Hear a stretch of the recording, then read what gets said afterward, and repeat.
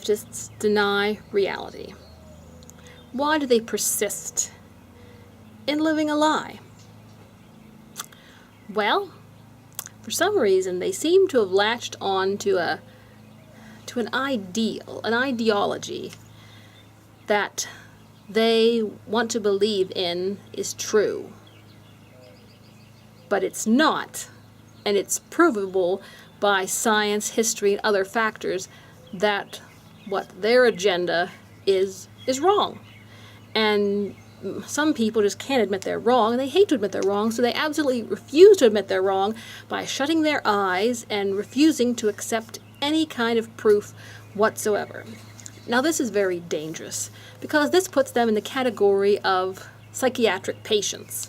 Because that's what psychiatric patients are. They are people who refuse to accept reality, they make up their own reality, and then become violent when you challenge their imaginary reality.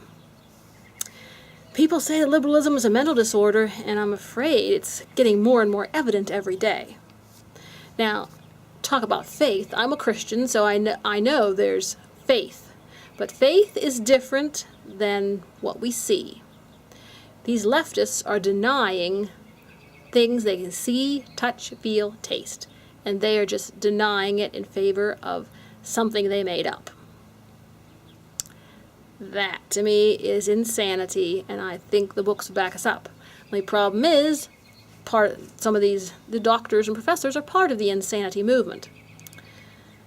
But we cannot have a civilization if we are not all agreed upon that what we see, hear, feel, smell is the reality we face, and they are the facts. So I'm afraid the leftists, they are so delusional that they are ready to try to outlaw any speech to criticize Marxism, communism, socialism.